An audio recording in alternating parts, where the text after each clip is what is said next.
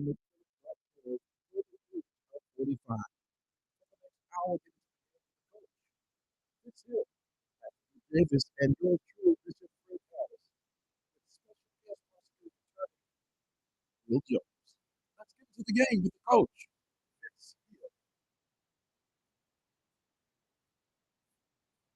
Good evening. Welcome to Coach Fitz Hill. I'm Pastor Drew,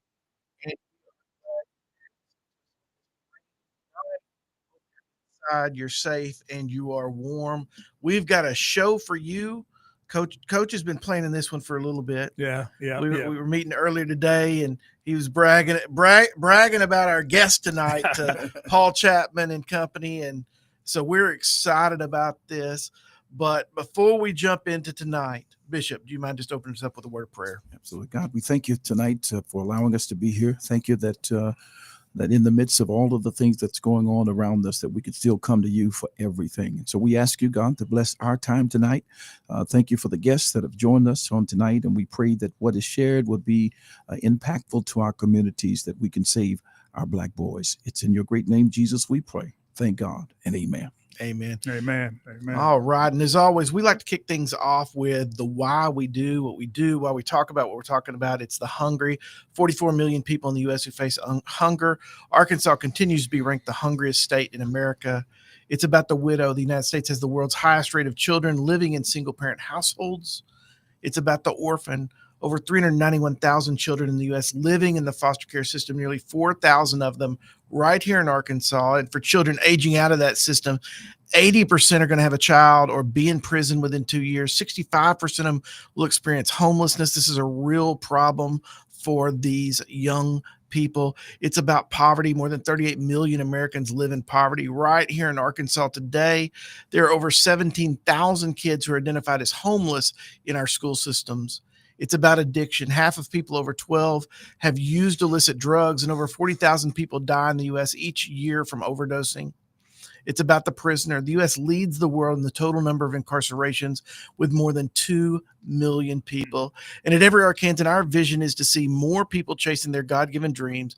And far too often, those dreams are sidelined because of the zip code you were born in more than anything else. And we're blessed to be able to host First and 45 with Coach Fitz Hill, because all of these facts I just mentioned are contributing factors to one thing that we have got to change. And that is the number one cause of death for a Black male, 0 to 44, is homicide.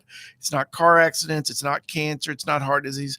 It is just out and out violence. And that's something that we're going to talk about tonight, especially. And Coach, do you want to just introduce our guest for tonight? Our first guest for tonight. This is going to be a packed show, people. So hopefully you're looking on social media, following us there, so you can see all these beautiful faces tonight. Yeah, thank you, Bishop. Pastor Drew and the Bishop. Thanks for those prayers. And we do have a special guest here. Probably nearly 2 years ago, I was introduced to our prosecutor, Will Jones, through mobs of Yolanda Harris and Elizabeth Jones after they had been over on campus. And I don't know if Mother Olivier is tuned in with us tonight, but from New Iberia, I was bringing mothers together who had lost their sons. And when we look at this disparity of the population of Black mothers who oftentimes are burying their sons, and I'm trying to give them a place, what I call a safe space, to be able to express the trauma that they're going through. It was really why I came up with the term homicide grenade, because at the time, the shrapnel with the grenade, not only in many times that somebody's been buried, somebody's going to prison, but the trauma that's left behind, the residue is just so painful. And recently I asked Mother Yolanda, as I called her, that if she would consider, and we made the introduction, start working with teenage pregnant young ladies, because what the data shows us is that many times it's the sons of these teenage births that are leading to these destructive decisions that have to come face prosecutors Will Jones' office, But my heart grieves so is because in many times the kids didn't even have a chance. They were just born into this crisis of situation. These social determinants were facing them. And so, I had the opportunity to meet with Will, and Will expressed his interest in working, not only which you'll speak about suppression of the violence that we have in our city right now, but I was really enabled by what he felt about what I call prevention, intervention, and diversion with his juvenile prosecutor, Ms. Casey Moat. And so from that standpoint, I had a chance to visit with him and then started speaking about some alternative things that we could do for those people who really didn't need to be behind bars, Right. and that could be a contributing force in our community to help us in the city to keep crime down as best we could. And so with that, I want to say welcome, Will. Thank you for taking time to come and visit First and 45 with Pastor Drew, Bishop Fred, and Coach Fitz, where we talk about this homicide epidemic. And I know you have been working to address these this crisis as well as others, but this is the one I speak to because it's has hit epidemic proportion in our community. So we appreciate your sensitivity to it, your intentionality to it, but also, understanding we need to create a safer Little Rock. Well, thank you. Yes. Thank you guys for having me on. I appreciate so much what you guys do, the message that you have in the community. And I was listening to Pastor Drew's intro, and what we try to do in our office mirrors, the work that you guys are doing. We know that our community needs to be safer, and the 2 years before I took office were the deadliest years in Pulaski County. I had over 120 homicides in 2022. So I knew coming into this office that something had to be different. We just couldn't take the same approach that we always do in law enforcement and prosecution and just respond after something happens. And so I knew we had to take a different approach, and we worked really hard to do that. It's not easy, but you mentioned Miss Yolanda and Miss Liz a while ago. They were some of the first ones that came to me, and they trusted us in our office to talk about the cases that they had. And I just appreciate them having the trust, and you as well, to believe in what we're doing. And we're not perfect. We know that. And I talk to families all the time, and I say, true justice comes in another life, if you believe. And I know you all believe the same way I do. I don't have the ability to bring true justice, but in dealing with the laws of man that are not perfect, we're going to do everything we can to get them justice. And that's what we tell them. I tell the families that we're going to do our best to get you justice on this earth, and they're going to get our best effort. We don't promise convictions. We don't promise outcomes. We promise that they'll get our best effort, and that we will do everything we can to embrace them and try to help them through this unbelievable period. Because the world is not. We're not supposed to bury our children. No, and that's what we deal with. Well, and I want to echo something, because I've the sites, I've seen them. We've had them across from Everett, Arkansas, in our office, and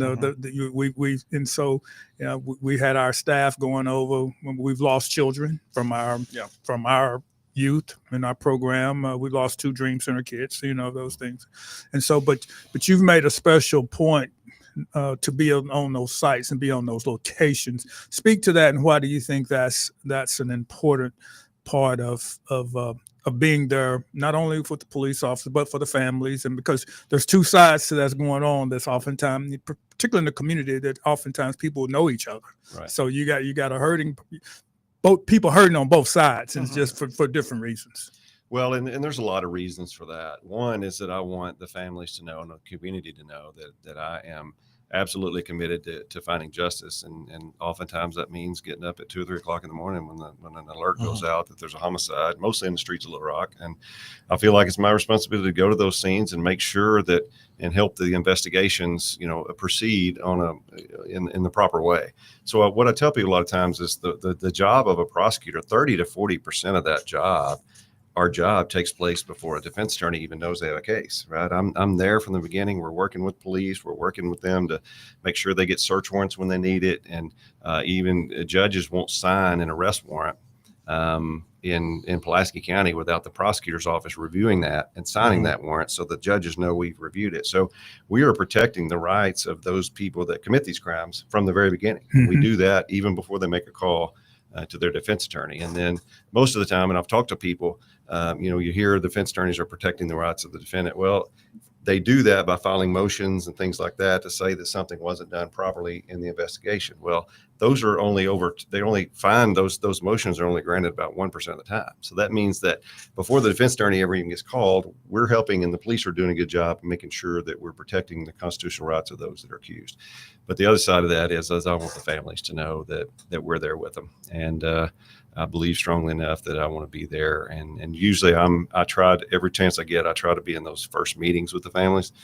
And I want them to know, not that I'm necessarily more important than anyone else. I want them to know that our entire office is with them, and that I'm there to look them in the eye and tell them that I'm so sorry for what's happened to them, and that we're going to give them everything that we possibly have. And Will, I know that has to be very hard to sit there and, and I hadn't dealt with it on that level of intensity that you have, but the grieving of the families and to see, particularly in the city that's seeing violence as such that we have. I mean, you said over 100, 2 years ago. I mean, that's a lot of cases that you're having to follow up. And then what we find out in most cases, the research suggests that there's nearly 2.5 people being charged for every homicide in association. And I think to speak a testament to what you're talking about, showing up and doing that, the shooting that was this weekend down on Cross Street, there was one victim that died, but there were 3 victims that showed up at the hospital. This is not just that's the grenade. This just happened in this one little place. I mean, for you as a prosecutor, that becomes a very complex situation with lots of moving parts, lots of different locations, all of that. So, I mean, that I just can't even imagine trying to manage all those details, like what's on your heart and what God's kind of laid before you. So that's kudos to that. Well, thank you. But it also helps us do our job better. I mean, our chief deputy, Kelly Ward, does the most of the heavy lifting on those things, and she's communicating with the investigators the whole time. But it helps us because we have to make the filing decision, right? Even though we're signing off on that affidavit and we think there's probable cause to make the arrest, when it comes over, we're the ones that have to file it in circuit court. And so we have to look at that and determine what charges are the best to charge. And if we've been there, we've been communicating with them from the beginning, it shortens that process. We can file it quicker, and we can get help start on the path to justice quicker. But it helps us to just get our brain around what's going on. And then when that case is assigned to another deputy prosecutor, when they come to visit with me or Kelly Ward, she can say, hey, make sure you check this, check that, and this is how that, and explain it to them. So we're really, it accelerates our process. And when we meet with the families, they know we've already done a lot of work on this case on the front end. And that helps. It just helps them to have faith in us, because a lot of times we have to have decisions. We have ethical duties, and sometimes we can't go forward on cases or different things happen. And they have to be able to trust us to get through that process. And I feel strongly about that. And the thing I love is now when I'm going to some of these meetings with these younger prosecutors, they're using the same words that I used to use all the time, right? And they're taking control of that. Sometimes I don't even have to really speak all that much, and it's just it's very powerful. And I was just wondering, like, when you have to sit here, and sometimes when a family's wanting justice, but you're limited by the law. I mean, for what you can do, because you have to follow the law is the law. So you just can't circumvent the law to do what they're feeling. So I mean that's a very slippery. I mean, because the family is wanting justice, and I mean that has to, sometimes as you're navigating that, because I've talked to families before, and we're going to talk about that in the second half, but to be sensitive, because I've watched this take out in court before, and it is a very sensitive situation in many cases on both sides, correct? It is, and that's why we just have to build that relationship. We have to make sure that the families trust us and know that we're on their side, but we have to do it right. And it's not what I find is all the time. Just the unbelievable amount of grace that families show, and ourselves, or we're people too. And one of our I remember a time when our chief deputy had to go out to a scene, and it was early in the morning on Mother's Day. Mm-hmm. And here she is looking at I'm going to tear up now talking about it, but here she is looking at this child here, this son of God, is laying there dead in the streets of Ruroc, and she knows that her mother is going to get that call. And something's happened to her son on Mother's Day. And she's a mother. Just think about that. It's just those things that really resonate, and they're really hard sometimes. But I believe we have to put ourselves out there to let these families know that we're here. Yeah. And we'll fight for justice. Hey, we're going to take a break. It's getting ready for the second quarter. It's Will Jones, prosecutor attorney, Pulaski County. My man, Pastor Drew and Bishop Fred. Stay tuned with us. I got a good question that I'm going to share an experience that I've had people ask me that I want the prosecutor to answer for. Hey, it's 1st and 45 with Coach Fitz. Hey, stay tuned. We'll be right back.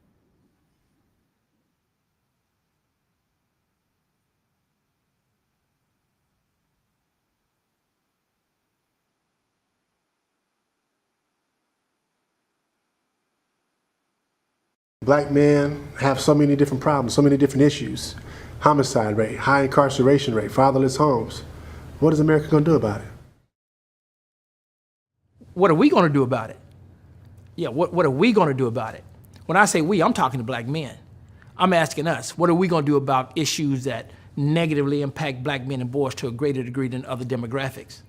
Everybody knows about the homicide epidemic in this country regarding black men and boys. While comprising only 6% of the nation's population, will account for 50% of the nation's homicide victims. So what are we going to do about it? Here's another disturbing reality. While making up only 6% of the nation's population, we're about 40% of the nation's prison population. In fact, 1 in 3 black males are projected to go to jail in their lifetime. Again, I ask, what are we going to do about it? Collectively, black men have the means to solve these problems.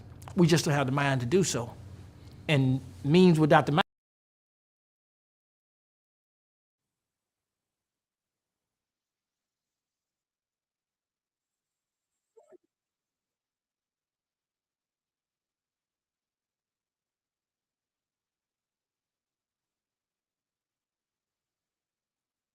And we are back with 1st and 45 with Coach Fitz Hill. We've had a good discussion with Pulaski County Prosecutor Will Jones. We got more of that.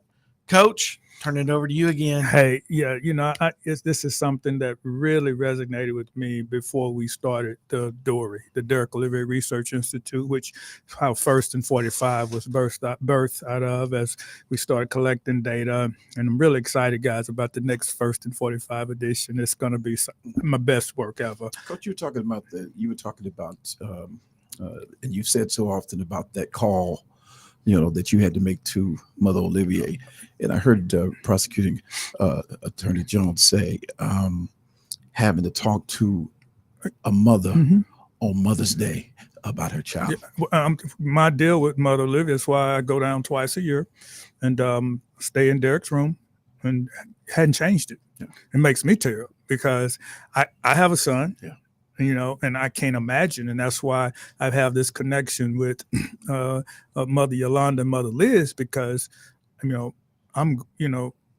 that could be my son. And just like we had the young man at Conway, our student from Arkansas Baptist College, wounded, almost, missed his spine by a few centimeters, where the shooting was like, well, that's a family from Los Angeles, California, that we recruited from Arkansas Baptist College to come play basketball. Now, my deal, made it out of Los Angeles, and you come to Conway and get shot.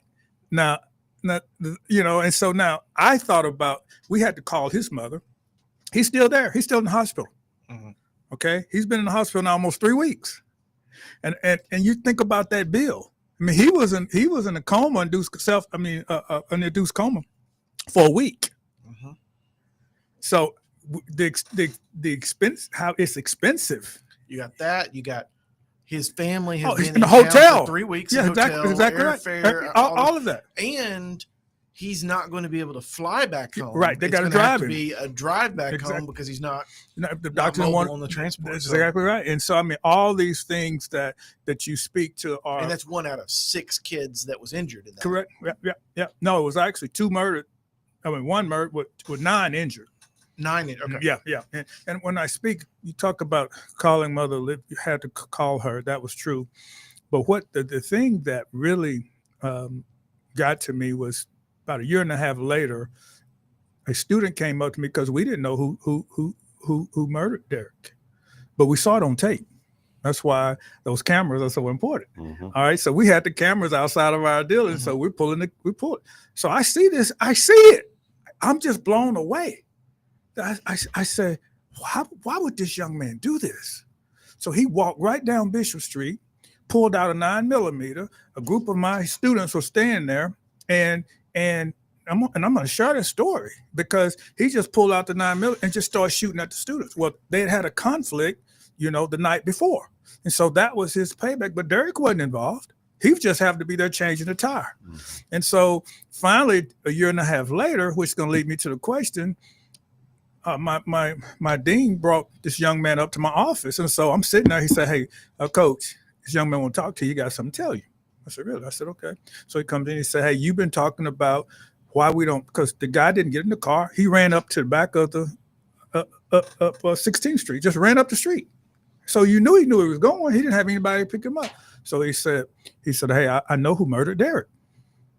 And I said, really? He said, yeah. He said, I was on the 3rd floor. I was in the 3rd floor of the bathroom when it happened. This is what he said. He said, Derek must have been from the country. I said, why you ask that? He said, because everybody else knew it was bullets except Derek. He said, Derek turned around and didn't move. He didn't know the pop, pop, pop, pop, pop. He said, everybody else must have been from the, I said, well, he's from New Iberia. And he said, so it hit him 3 times. And he stumbled back and died right there. And I had to call his mother. But I said, well, why are you telling me now? He said, if he said he was going to get out on bail. I said, why? I said, he said, no. He said, I said, well, how could you configure that?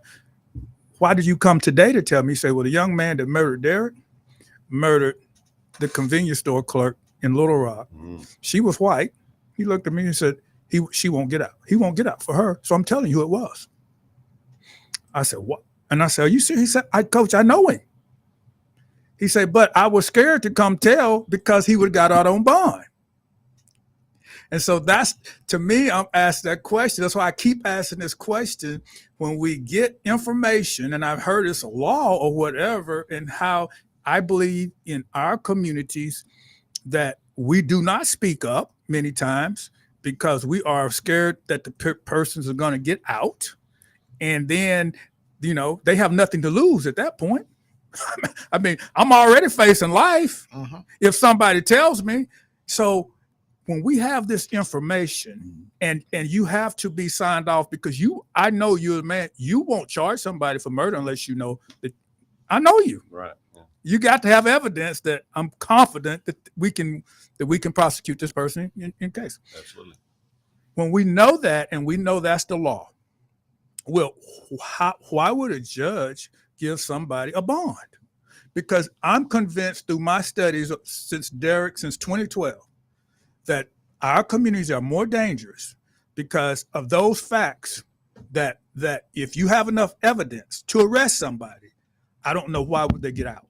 Now, I mean, because, I'm always telling my son who you with, where you go, what you're going to do. You can be part of the problem just by guilty by association. But those are different type of charges on who pulled the trigger and who doesn't. If you know a person has pulled the trigger, what laws dictate how that person, we know that we have murderers walking around on bond that you've charged for murder? Great question. Well, that's a great question. And I brought a rule book to help answer that question. So Rule 9.2 talks about release on money bond. And you'll hear a lot of times, sometimes people say, well, the only reason for a bond is to ensure that someone comes back to court. And you'll hear some, bond hearings, and they'll say, oh, he's going to stay with mom. He's going to do whatever. And we'll make sure that he gets back to court and all that. But the rule actually changed in 2024. And there's a section now that I think would resonate with you. And it talks about a risk that the defendant will commit a serious crime, intimidate witnesses, harass or take retaliatory action against any witness, or otherwise interfere with the administration of justice or pose a danger to the safety of any other person. So we know a lot of times, and we talked about, being at these scenes early, and then we monitor things. I won't talk about how we gather all of our evidence. Don't put all that out there, but we kind of know what the communication is with a lot of these folks, and we try to gather that, and we try to really impress upon the judges that there's more that goes into this just than whether they're going to actually just appear in court. I agree with you. I don't know that you have a whole lot of motivation to come back to court if you're facing a life sentence. No question. I don't. Or behave while you're out. Or behave while you're out. You're right. And so, we argue that too, but judges disagree with us sometimes, and I'm not going to criticize judges. Right. I mean, No, I certainly, understand. I believe, like you're saying, I know I can remember when I was down in Pine Bluff. I was the chief deputy down there for 2 years when I was running for office, and I know we had a period of time where our prosecutor was on a vacation. We had 6 homicides in 6 days. That was just insane. But what happened there is we identified the ones that committed those crimes, and they were locked up without bond. We didn't have another homicide for 2 months. So what does that tell you? That's exactly right. It's your point. Well, It is. What was it? A year or so back, we had the one gentleman that Yeah. He's in known 5 homicides. you prosecuted him too. Right. That he Yeah. just kept being able to evade the He was system. he was a teenager. And I Yeah. mean, Teenager. and I'm saying, but that's the deal you have to understand. That's, to me, that's suppression. I mean, you're in war. All right. And so you have to suppress to stop, or people keep shooting at you. At some point, you have to do that. And I'm saying right now, and that's, I know that things are discretionary, who charged, but when it comes down, the judges has that. But I think if you go back and look, to your point, that those facts speak to that. And we know once those people get out, because most times it's retaliatory. Right. Okay. And so that's what happened to Conway. The young man was telling me is that somebody hit somebody went over here and got a gun, and then it just escalated to that situation. But I just think, somebody said, for the laws to be, let me ask you, do you think the laws should be changed that legislative laws that, particularly in dangerous areas, that when that happens, that, because if you're charged until you're proven innocent, you're supposed to be innocent to proven guilty. Is that's the rule? But that's right. That's what we talk about when you're going through the criminal process. But that's mostly when we're in trial. They're mostly in front of a jury. The jury's instructed not to consider the fact that they're sitting there in that chair as the defendant, that automatically means they're guilty. And so we have to prove our case, and we embrace that. Yeah. We know we have to prove case beyond a reasonable doubt, and we consider that really from the beginning. And it kind of still keeps going back to that. It helps us if we're there, from the scene. Look, if I'm arguing a case and I can go back in my mind and I can see the young man on the sidewalk when I walked up there, I'm going to be able to do a better job to convey to a jury, what exactly happened. So, but the rules of criminal procedure are made by the Supreme Court. They're not passed in the state house out at the legislature. But this one I think has helped. It's new, right. And we argued every day, but judges don't always agree with us. And I'm like you. And really, you can make a good argument that we're saving that person from themselves too, right? Because we know sometimes there may be retaliation on them, No right? question. All those kind of things. So I just think if we get people there and calm down, and the other thing, it helps us to maybe get through the system a little faster, right. Because sometimes people aren't really, if they're out free walking around and they know they're facing a life sentence, well, they're not really in any hurry to get the case resolved. But it's just it's really hard for the families. I can't imagine what it'd be like to know that someone killed your son and they're on the street, and you run into them at the grocery store, or you have other sons, other children, and that you see them. And I can't imagine. I can't either. That would be an extra level of pain. And we talk with families all the time, and that they're heartbroken because the person that killed their child is out seemingly living a normal life with no consequences. Correct. We believe we're going to be able to get those consequences. 10,000 cases right now. Wow. And we have over 250 homicides in our office pending. So our attorneys are really working hard to work through those, but I could see where it just be a heartbreaking situation for a family to go through that and see. Right.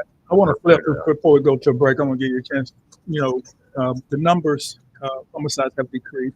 What is something that you're most proud of that you've been able to accomplish since you've been in office, when it comes down to it? Well, I think we've had we pulled the numbers yesterday actually and looked to see how many jury trials we conducted since we took office. In 2023, we had 84 jury trials, and then in 2024 we had 90 jury trials. And this year we've had over 46. So what I think is we're showing that we'll go trial. We'll face a jury. We'll face maybe a possible life sentence. Once we've done some of that and shown that we can get some of these convictions, then I think that helps others to look at that and be like, okay, so when it's a life sentence, Oh, no question. you may talk to other folks and be like, hey, you might want to think about like, hey, That's what the life sentence is supposed to be for, the deterrence, right? yeah. So I think that's the thing we're most proud of. We have a young office that they are hungry and they are very experienced and they're getting experience and they love fighting for these families and just justice. And they just, it's for me to sit back and see the transition has been overwhelming. I have to believe that that's a big part of who's going down. Hey, we're going to have time. Whew, boy, that went by fast. It goes fast. It goes fast, Coach. We're having fun. Yeah, going fast. So, hey, first and 45 with Coach Fitz Hill. We got special guest Will Jones from Pulaski County Prosecutor's Office. We got Bishop Fred with me and my man Pastor. We're going to be coming back with some special guests from Mothers of Black Sons Standing Against Death, with other participating organizations that they work with. And I was just with Miss Liz the other day getting ready for parole hearing. And I went to that. And it was interesting. I couldn't stay all the whole time, but I was there. And just to see even the grief that she experiencing now, going through, it touched my heart. So stay tuned for the second half. We'll bring those mothers in to join us. We'll be right back.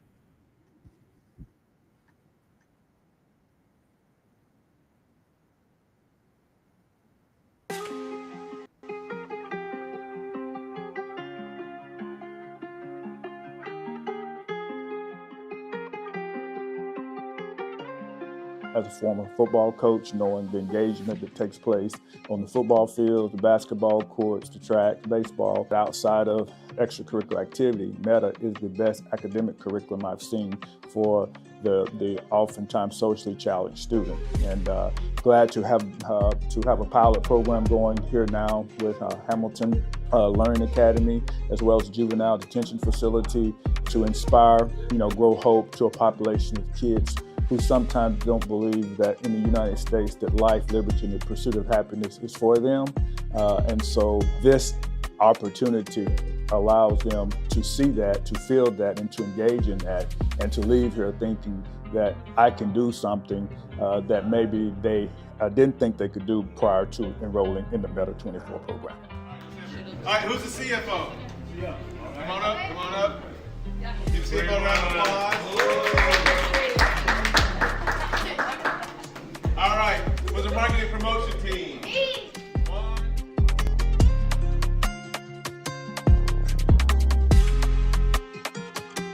My name's Shania, and I make this pillow. It's a baby pillow for babies. It can be for a boy or for a girl. It's saying, be what you want to be. I really want to make a side hustle of this and give pillows to the hospital so you don't get good rest with soft pillows like this. I want to 3D print some stuff that will help us in the world.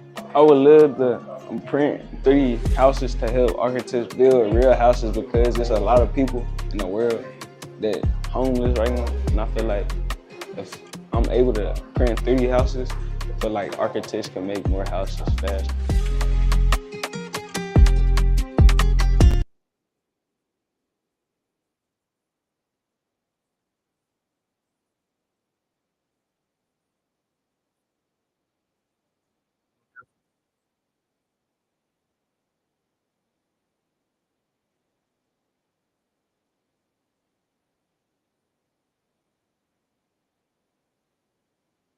Are they on?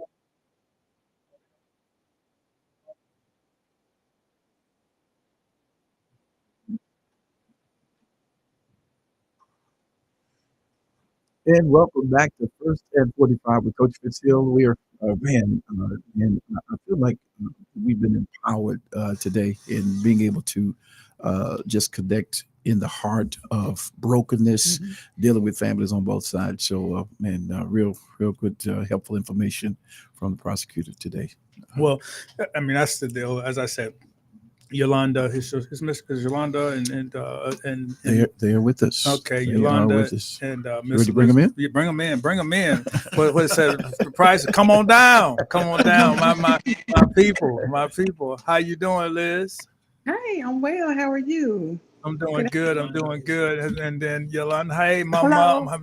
That's my Hello. dream team. That's I call y'all my sheroes. Y'all my sheroes, because I tell you what, y'all inspire me in so many ways.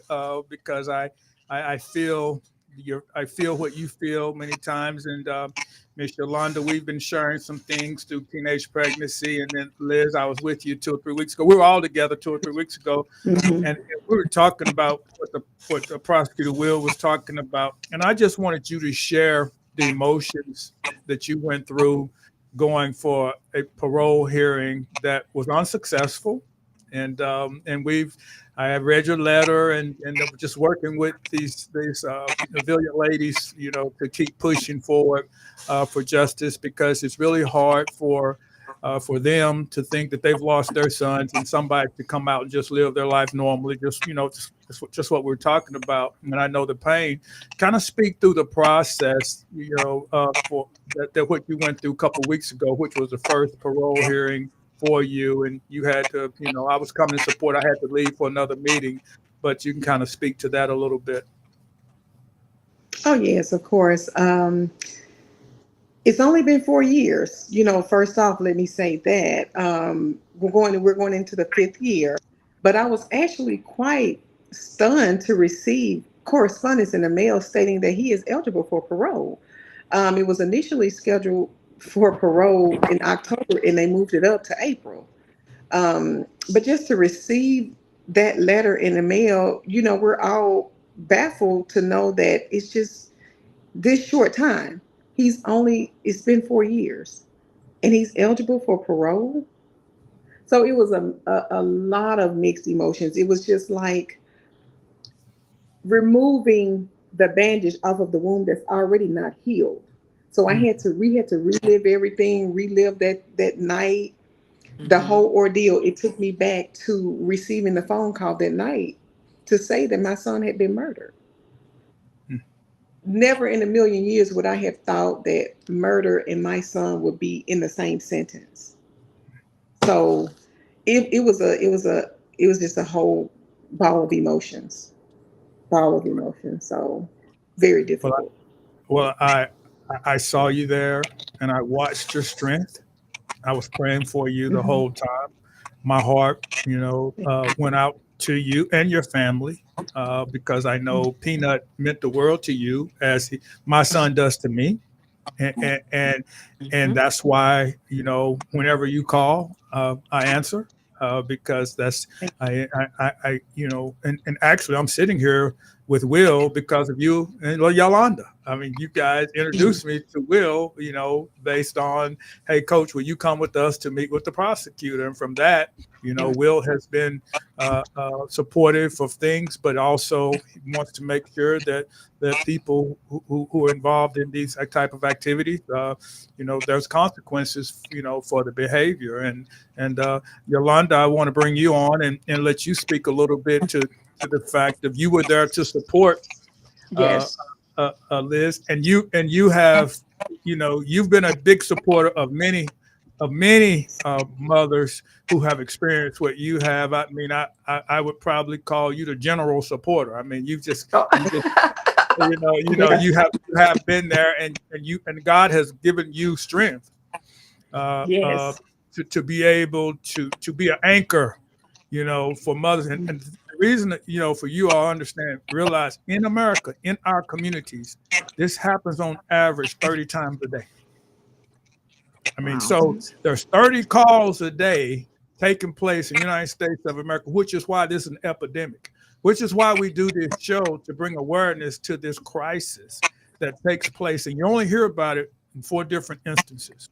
Number one is usually a young man shot by the police, a young man in our community shot outside his race, a young man shot a prominent athlete or rapper.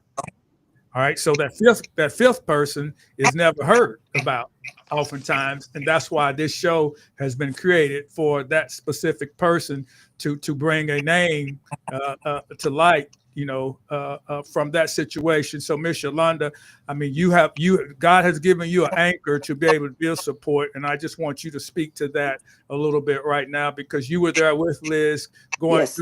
going through that, and walking and talking other parents through that when they experience what they go through. Wow, I definitely have to give God the credit for this because it definitely not me. I was extremely I tell you, mentally, I lost it. So from the time since November 30th. So everything that I do is strictly by God's grace, and I definitely got to give Him all honor for just holding me up and allow me to be there for others because I definitely had to be there for Liz to show her support because I didn't get that opportunity to because the young man that took my son's life took a plea, so I didn't get a trial, I didn't get any of this, so he was out, I guess, what, about 11 months. He did less than a year or so. My thing is, I didn't get justice, but I want her and others to get justice. Just because the system didn't, it failed me. That doesn't mean I have to be bitter towards not helping others. I want others to get justice, something I couldn't get. So I can get, I want to make sure they're happy. I'm happy if they're happy. So I know it hurts me a lot to think about the young man, being able to live his life and doing what he want to do. And he never really showed any, you know, mercy or he was sorry for what he did. He even to this day, I haven't heard from him since, but he's never really been sorry for what he did. And I know I have to live with that and I have to move forward. So I use all that negative energy and turn it into something positive by being there for moms like Liz and others who are currently going through it and just being there for them and hoping the system works for them and hoping they can get the peace that I didn't get. Well, yeah, I've seen what you guys have been able to do, and I think at one church meeting we had about 27 mothers who had come together and shared. It was really a therapeutic session for for the mothers to come together and strengthen. And what we've talked about the last time that we were together would be to look at ways that we can give back through through the pain that can be transformational, that leads to prevention, diversion to other people and to other youth. And right now, what we realize through the social determinants of that leading to this homicide is that we find teenage pregnancy and high school dropouts oftentimes what leads to this crisis that that we're dealing with, but then looking at the social factors, whereas when we grew up, grandmas were 60. Now what we see in many times, grandmas now are 30 and great grandmas are 40, 45. And so these are things from a moral standpoint that we have to address if we truly want to stop violence, in our communities. And I know, Yolanda, you're involved in other organizations before we go to a break, and because because anytime a child is murdered, regardless of what ethnicity that is, just speak about all the groups that you all work with in Central Arkansas, because I've gone to some events with you all before, and it's not just this group, but anytime a child is murdered, there's pain and trauma that lives forever. Yes. Parents of murdered children, I'm with them, and also Moms Demand Action. Um, I work with them also, and they are extraordinary. They're awesome group. I mean, the things that they do just they go above and beyond. And most of the people in the Mom Demand Action has never even lost a child. With the work that they do, they're so passionate about what they do, and that really touches me, knowing that they do so much for us. For those who have lost a loved one through gun violence, and to put their heart into. Anna Moschetti, she's an angel, and I love her so much because she does so much, and she's so passionate. So I will continue to work with her, and I will continue to work with parents of murdered children also. Right. No, that's and I've seen that. I know I went to one event. We're getting ready to take a break here, but Will, I mean, those are people who that I, you've met them, you've talked to them, you feel it, and I know Mother Olivier has chimed in, and of course you were not in charge when she's grieving many times because she said has never been solved in 14 years. So that goes on to pending cases like what you said, young man was murdered on my campus when I was there. Yes, and so those things, continue to, and closure, is something that you hope to bring to families and was not that's left there. But we're getting ready to go to take a break, and then we'll be back for the fourth quarter. This has been Yolanda. Can y'all stay with us for the fourth quarter? Y'all good? Yeah. So we're gonna stay right here, and hey, we'll be right back. We had Yolanda Harrison, Elizabeth Jones, Prosecutor Will Jones, my man Pastor Drew, Bishop Fred. Got the fourth quarter. Everybody put their hands up for fourth quarter. All right, we're gonna finish strong. We'll be right back.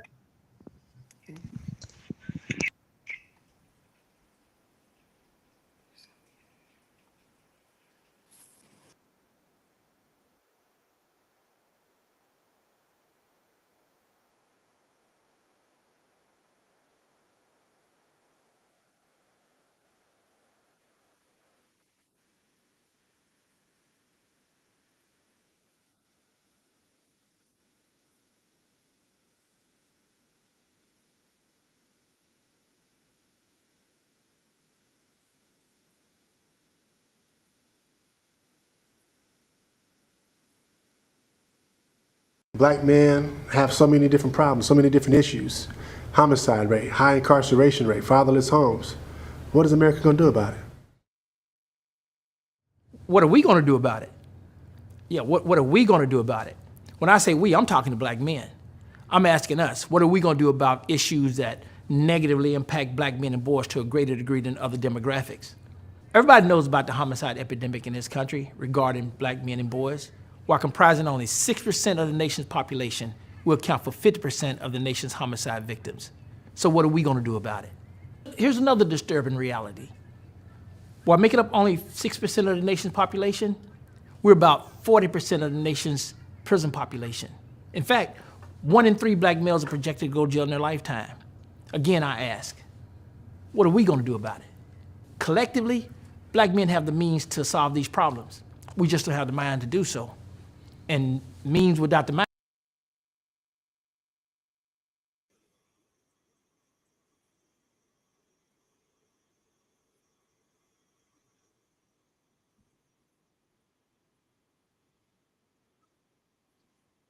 And we're back with First and 45 with Coach Fitz Hill. Man, 3 great, phenomenal guests tonight. We've got Prosecutor Attorney Will Jones. We've got Ms. Yolanda Harrison and also Mr. Elizabeth Jones. And Coach, man, it's a lot to sponge up, but a conversation, and you just look at all of the chime-ins, different ones, and then Mother Olivier sharing. This is real. It's not just here locally, but this is happening all over the country.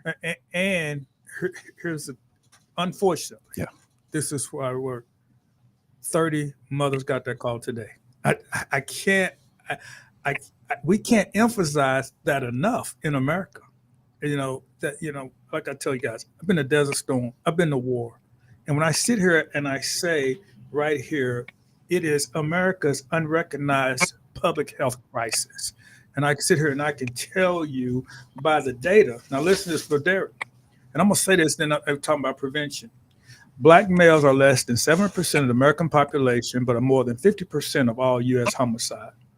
Okay, in the decade of the 60s, 46,719 black males were murdered in the United States of America. In 1970s, this is what you see, this linear growth. It doubled in 1 decade. That's what I've been sticking at. It went from 46,000 to 84,000. from the 60s to the 70s. So now you got to look at all the government stuff that's took place to say, well, what happened? Well, now you go look at the moral degradation that took place within our communities.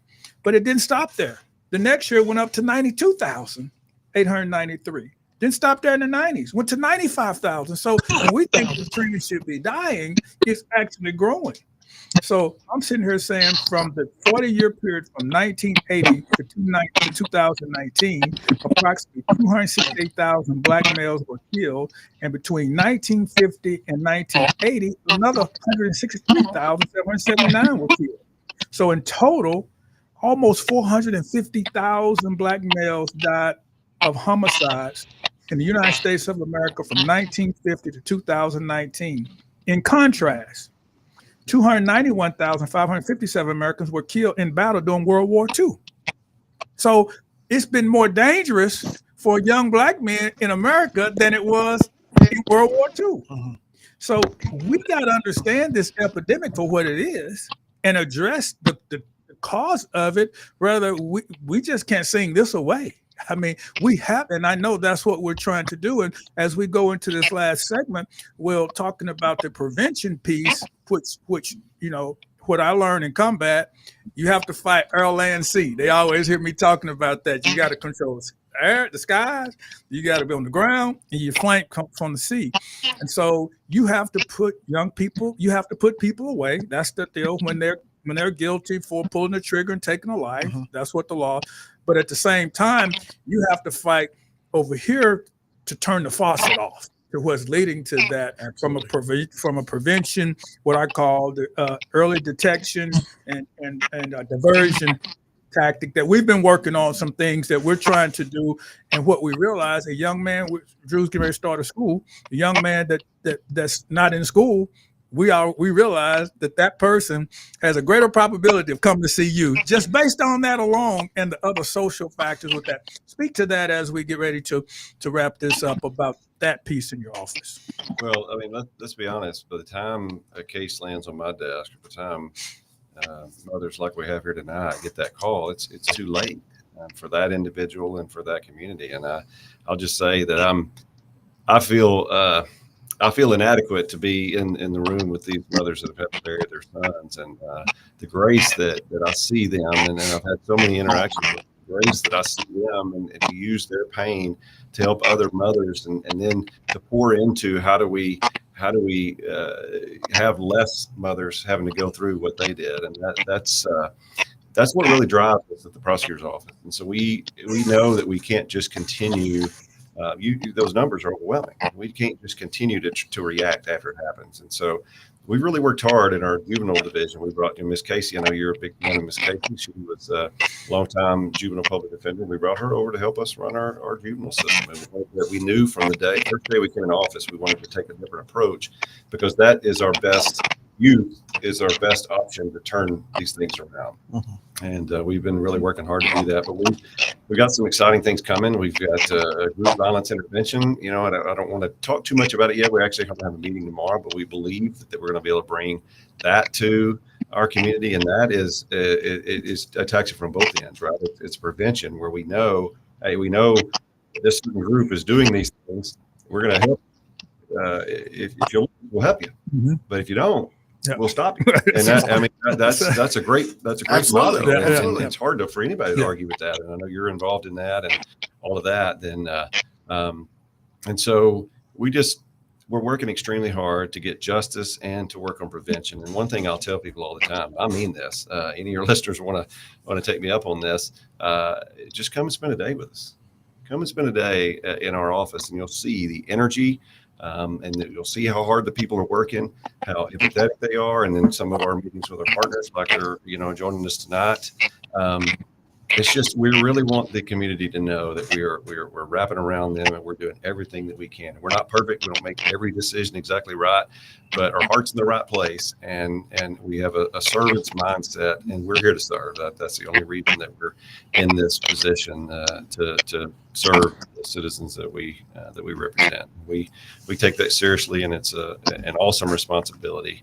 And it's hard at times. It is. You're right. It's hard, but I believe to do our job properly, we have to, because it's not as hard as what Yolanda and Miss Liz have been through. It's not. And we want to make sure that we convey their pain and try to prevent other mothers from getting in their position. Correct. And, the process that we oftentimes deal with, I know, I remember, Drew, you can kind of speak to this, the families, because when we lost those two kids that from the Dream Center just snuck out. I mean, it was kids doing what kids do, stupid. And one of them had stolen a firearm at one point, but they just snuck out one night and got picked up by the guy that did that. And both of them ended up, unfortunately, dead in Little Rock, even though we're from North Little Rock. That we tried everything we could to intervene. Yes.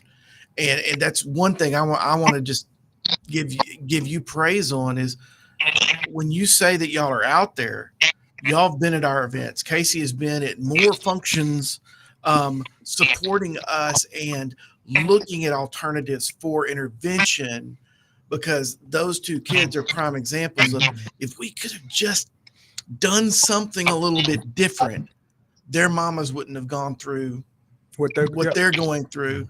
Those two young people would be with us today.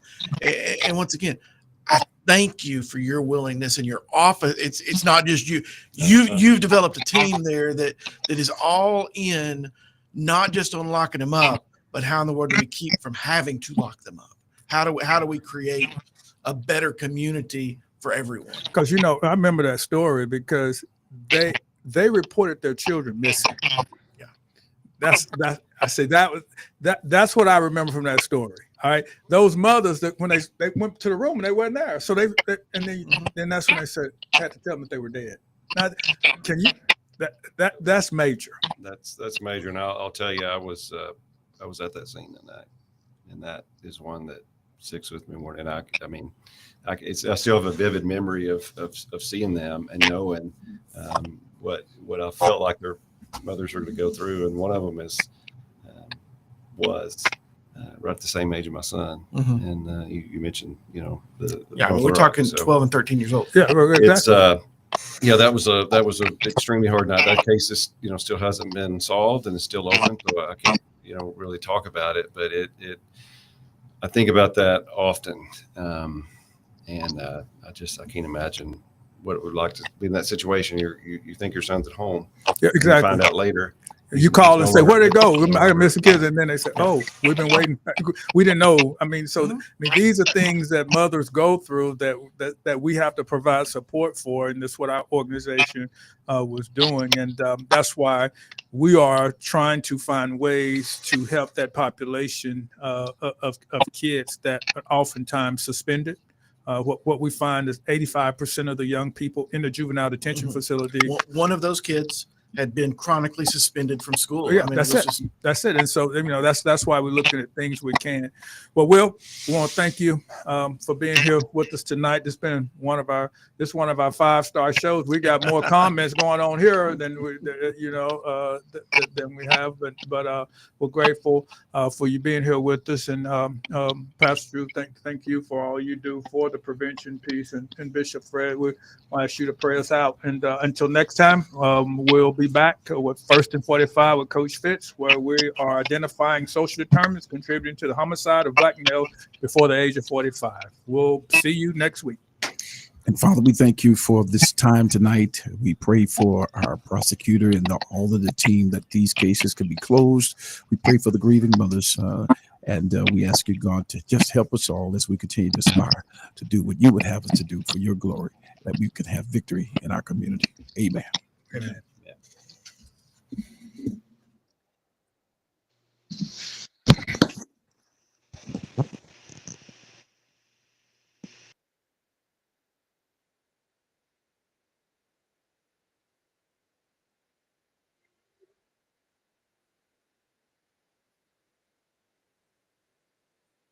Online, on your phone, and on air. This is Faith Talk 99.5, KDIS, Little Rock. Faith Talk 99.5. Turning Point with David